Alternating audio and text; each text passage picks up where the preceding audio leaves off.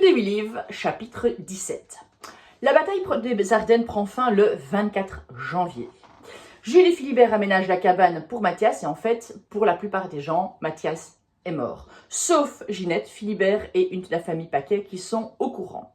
Renée, elle va vivre à la ferme et Jules va essayer de retrouver ses parents.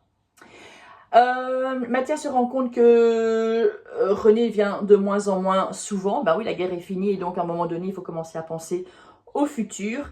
Alors, ce sont tous des sentiments ambivalents parce que quand Renée est là, il a envie qu'il ne soit pas là. Quand Renée n'est pas là, il a envie qu'il soit là. Plusieurs fois, il dit qu'il va partir comme un voleur, comme ça, il n'y aura pas d'adieu à faire. Et puis finalement, il ne sait pas se décider, il n'arrive pas à partir. Et en fait, Renée vient voir Mathias de moins en moins parce qu'elle sait au fond d'elle qu'en fait, à un moment donné, ils vont devoir se quitter et que espacer comme ça les visites, ben, ça va pouvoir l'aider à partir. Alors, donc Jules essaie de retrouver les parents de Renée, mais Mathias se doute bien que c'est peine perdue puisque probablement que depuis le temps, ben, c'est 43 au moins, donc ils sont partis à Auschwitz et donc forcément, ben, il connaît les camps, ils ont été tués. Jeanne vient parfois voir Mathias aussi, en cachette évidemment. Et Mathias lui dit, en fait, lui, il a envie de retourner dans le Grand Nord canadien.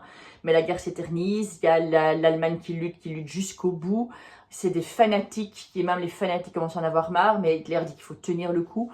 Et donc, c'est encore plein de morts pour rien, et Mathias ne comprend pas ce truc-là. Enfin, le 8 mai, l'Allemagne capitule, c'est la fête au village et Berthe vient lui amener un panier, enfin Philibert plutôt, Berthe donne à Philibert un panier pour qu'il puisse quand même manger et aussi faire la fête. Par contre, Renée ne vient pas le voir, elle a décidé qu'il devait s'habituer à ne plus le voir puisqu'il allait partir, il supposait.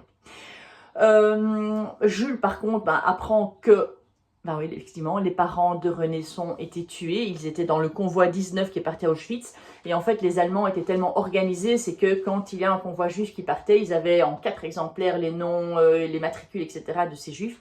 Et donc, ce fut, entre guillemets, facile de savoir qui était dans les wagons, qui est mort, qui est revenu. Et du coup, en fait, Jules ne sait pas trop quoi faire de Renée parce qu'il ne compte pas la garder. Et donc, elle va probablement aller dans un orphelinat avec d'autres juifs. Et quand Mathias pense à ça, elle dit purée, elle va être avec d'autres enfants juifs qui sont complètement traumatisés.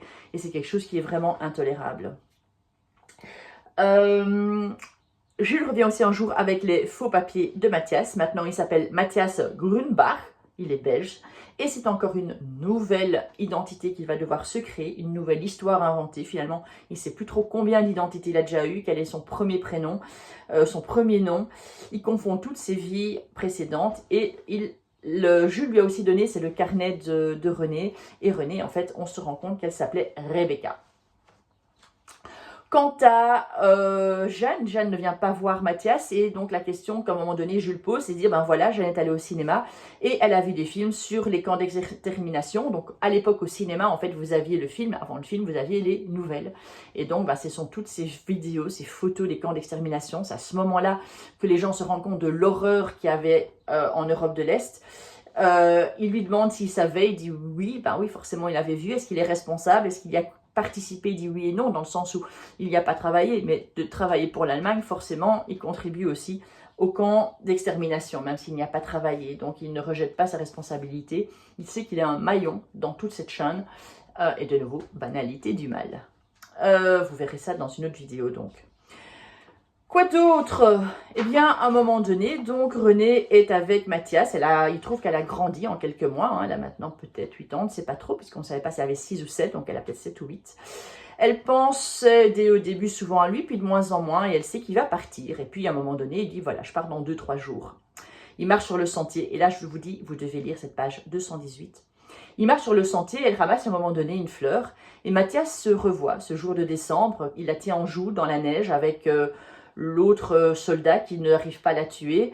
Elle s'abaisse pour prendre un peu de neige pour boire. Et là, Renée, eh bien, elle l'a regardé. Et son regard a chamboulé complètement Mathias.